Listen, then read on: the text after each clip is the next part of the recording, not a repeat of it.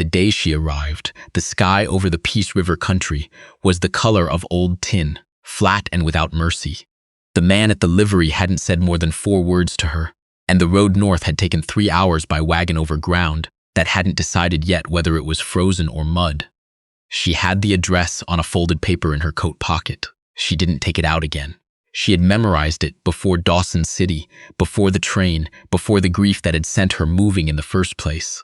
The farm appeared between 2 stands of spruce like something that had been forgotten there. A house, low and square. A barn that leaned slightly east. A fence line that had given up on 2 of its 4 sides.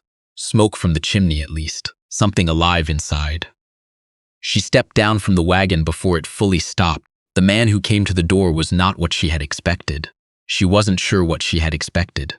He was tall, with a left arm he held slightly wrong, close to his body without meaning to. Early 40s, she guessed, though winter did things to a face that age alone didn't. He looked at her the way men looked at things that required decisions they weren't ready to make.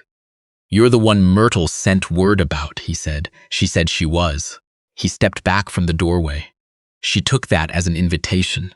Inside, the house smelled of spruce smoke and something burned a long time ago and never fully aired out. She stood in the main room and looked. She always looked before she spoke. Her mother had called it rude. Her mother had also never managed a household alone for 6 years, so she took the criticism for what it was worth. The stove needed blacking. The windows had been covered with burlap on the north side. Smart for cold. But they hadn't been taken down on the south side, too, which meant the room was dim all day for no reason. A pair of boots by the door, caked in mud that had dried and been walked back into wet again so many times it had built up like sediment. A shelf with 3 tins and a sack of flour that had gotten damp and re-dried into a solid. A calendar on the wall from 2 years prior. She noted all of it. "I can start Monday," she said, "or today if you need it." He looked at the calendar like he'd forgotten it was there. "Today's fine," he said, and went back outside. The arrangement had been practical on both sides. His name didn't matter in the telling of it, and in those first weeks she never used it anyway. She called him nothing at all, and he called her Miss. And between the 2 of them they moved through the work like people sharing a narrow hallway, careful not to touch. He had 3 children. A boy of 12 named Stanton, who did not speak to her directly for 11 days. A girl of 9 called Bree, who spoke constantly and without pause, filling every room she entered with sound the way younger children do when they've been too long without someone to listen. And a small boy, not quite 5, who everyone called Pip and who followed her from her first morning there, silently, at a distance of approximately 4 feet. She didn't push any of them. She had learned that much. What she did instead was work. She took down the south side burlap on her second day, and the house filled with light so suddenly that Bree stopped mid-sentence and looked around like something had changed in the walls. She restacked the firewood so the dry pieces were accessible and the green ones were set aside to season. She found a second axe head in the barn with a split handle, set the head in water overnight to swell the wood tight, and put it back to use by Thursday. She didn't announce any of it, she just did it. The man noticed. She could tell by the way he slowed sometimes, passing through a room she'd set to order. He didn't comment. Neither did she. The first real trouble was the milk cow. There were 2 of them, both shorthorns, both badly dried up for November. Cows needed milking twice daily without fail, morning and night, every single day, or you'd get mastitis that spread fast in a shared pen, and she'd seen what a herd looked like after a winter of that. She didn't say anything to him directly. She just started doing the morning milking herself at 5:30, before the children were up, and the evening milking after supper. On the 4th day, he came into the barn while she was working. He leaned against the post with his good arm. His left hand he put in his pocket. "You don't have to do that," he said. "I know," she said. He stood there a moment, then, "Hild used to do it." She kept her hands moving. She didn't ask who Hild was. She already knew from the small grave marker at the east edge of the property she'd seen the first evening, just visible from the kitchen window when the light was right. He left without saying anything else. She finished the milking and carried the pail to the house and didn't think about it again until later, when she was lying in the small room off the kitchen that served as her quarters. And she thought about a woman named Hilda who had kept the cows in the house, and 3 children and a husband in a place this remote. And she felt something she hadn't expected to feel, which was a kind of recognition. November gave way to December with the particular cruelty of northern Alberta. Not a slow fade, but a hard stop, like a door swung shut. The temperature dropped 20 degrees in a single night and stayed there. The Peace River ran under ice, and the spruce stood loaded with snow in a way that was beautiful for exactly 1 day before it became simply the condition of the world. She had grown up 2 provinces over, in a place not unlike this one. She knew how cold worked on a farm, how it changed the priorities, how the animals moved up in importance above almost everything else when the mercury dropped because they were the income, and the income was the difference between a family that got through and a family that didn't. He understood this too. She could see it in how he moved in winter. Faster in the mornings, more deliberate. He was a capable man. She had understood that quickly. His problem was not capability. His problem was that he'd been managing alone for 18 months, and managing alone had quietly broken something in the machinery of him that hadn't been visible from the outside. She had seen it before. She had seen it in herself. The day she understood this clearly was a Wednesday in December, when she came in from the barn to find him standing at the kitchen table with a letter in his hand, not reading it, just holding it, staring at the middle distance. Pip was at his feet playing with a wooden horse. Bree was talking somewhere in the next room. Stanton was at school. She hung up her coat. She put the kettle on. She did not look at him directly. After a while, he set the letter down. "It's from my brother," he said, "in Ontario. He wants me to come back east, thinks I should sell." She poured the water when it boiled and set a cup at his end of the table without comment. "He doesn't understand," he said, more to himself than to her. "What doesn't he understand?" she asked. He looked at her like the question surprised him, like he hadn't expected her to ask it. He stopped, started again. "That, we built this place. Hilda and I, before Stanton was born. Before any of them." She sat down across from him with her own cup. "Then you already know what you're going to write back."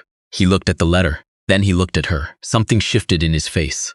Not gratitude exactly, but something adjacent to it. The specific expression of a person who has been understood without having to explain themselves fully. "Suppose I do," he said. The left arm, she'd worked out by January, was from a fall. A bad one, 2 winters before Hilda died. He'd come off the roof of the barn during a spring melt when the ice let go faster than he'd accounted for. The shoulder had healed wrong. He had enough movement to work, but the range wasn't right, and cold tightened it further so that by February he was visibly uncomfortable without ever saying so. She didn't comment on it, but she adjusted things without drawing attention to what she was doing. She moved the heaviest tasks to the right side of the barn. She reorganized the tool wall so the things he used most were at a height that didn't require him to reach up with the left. She split more of the kindling herself quietly in the early mornings. Stanton noticed. She caught him watching her once, that particular expression children get when they're calculating something they don't have language for yet. "You don't have to do that," he said. He was his father's son, down to the phrasing. "I know," she said. He stood there the way his father stood, still, measuring. Then he picked up the second hatchet and started splitting alongside her without another word. That was the morning things changed with Stanton. February was when Bree got sick, not dangerously sick, but sick enough, a fever that came on fast and peaked for 3 days before it broke.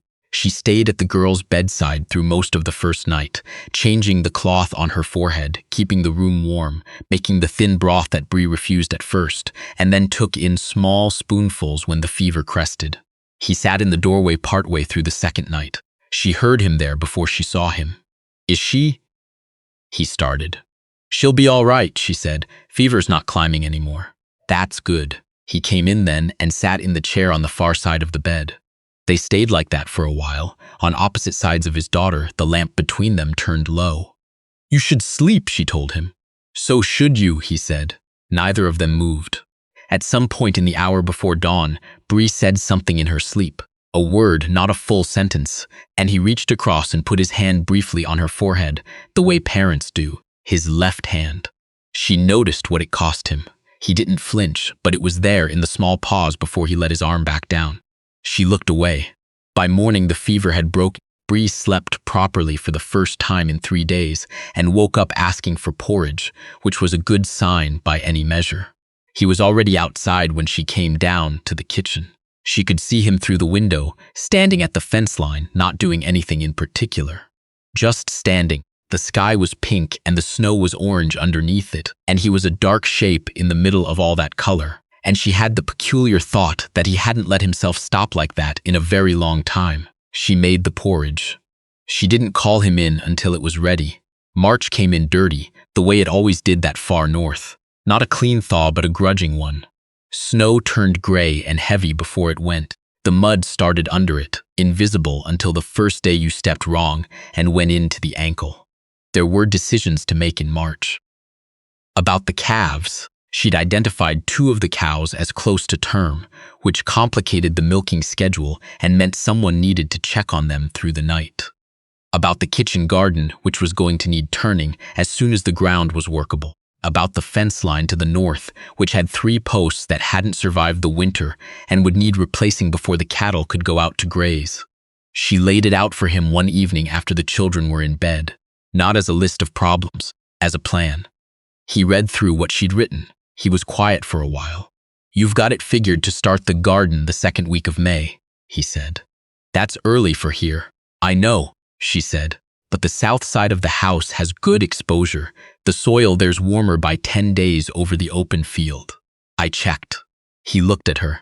I dug down 6 inches in 3 spots and compared. He set the paper down. He had an expression she was starting to recognize, the one that wasn't quite a smile but was working in that direction. "Hilda used to do that," he said. "She had a whole system, kept notes." She waited. "I burned the notebooks after," he said. "I don't know why I did that. It seemed, at the time," he stopped. "I don't know why." She understood perfectly why. Grief made a person do things that looked like erasure but were really just an attempt to stop the bleeding.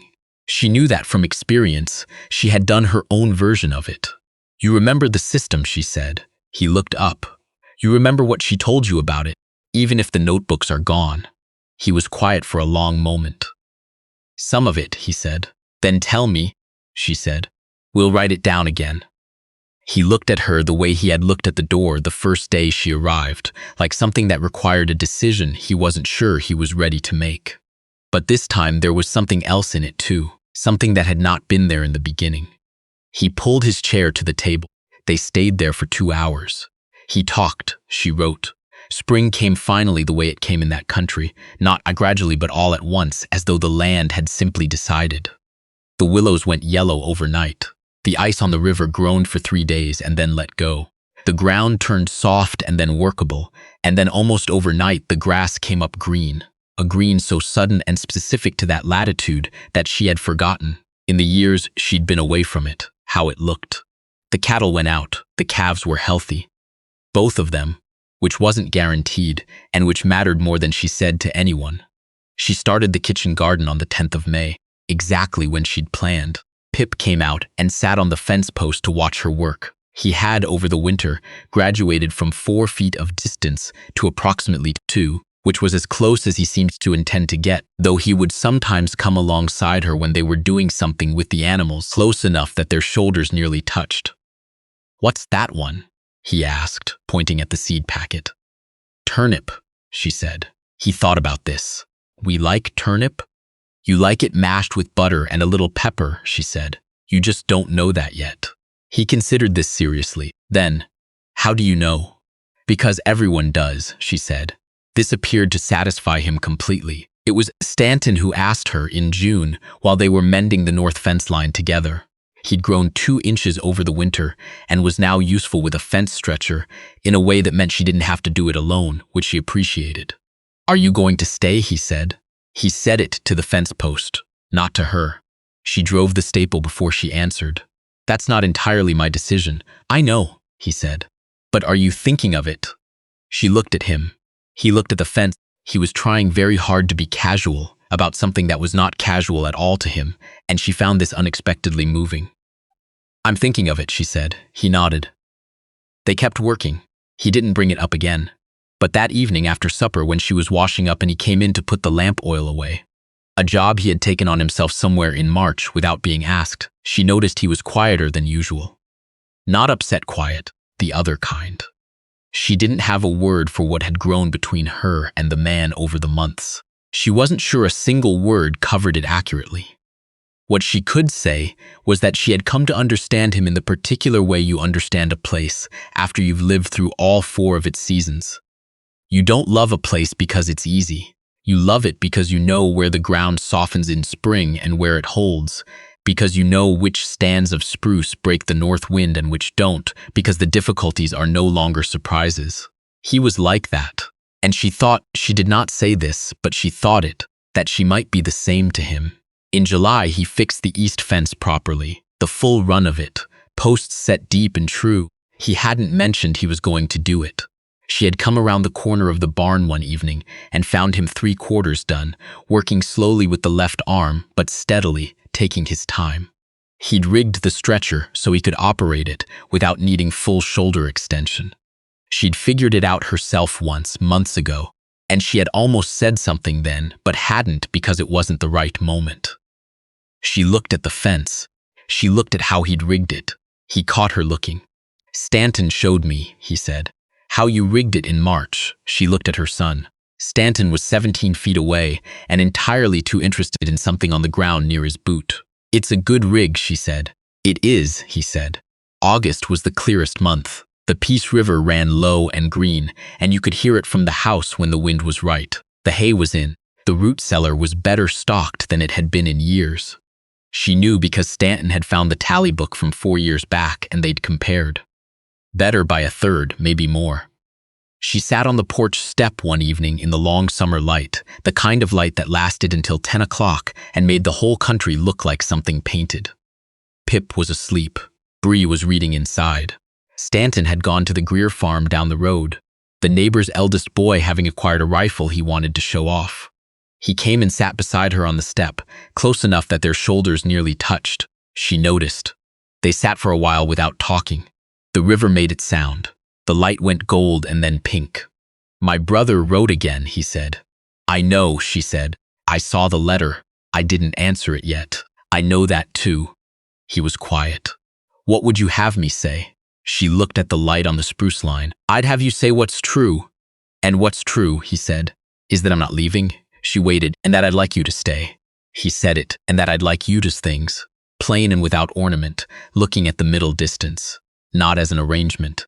As he stopped, he looked for the word the way he looked for things that had been misplaced, carefully, without rushing, as whatever this already is. The river ran, the light held. She had come here in November with a folded paper in her pocket, and grief she hadn't figured out how to set down yet. She had come to work, because work was the thing she knew. She had not come expecting to find a place that felt like ground under her feet again. But here it was. "All right," she said. He nodded. He didn't say anything else, neither did she. The light lasted another hour at least. They stayed on the step until it was gone, and even a little after, when the sky went the deep blue of a northern August night, and the first stars came out over the river and the spruce, and the farm sat quiet around them, stocked and mended and alive in a way it hadn't been when she arrived, in a way that belonged to both of them now, built not from promises but from the long accumulation of ordinary days.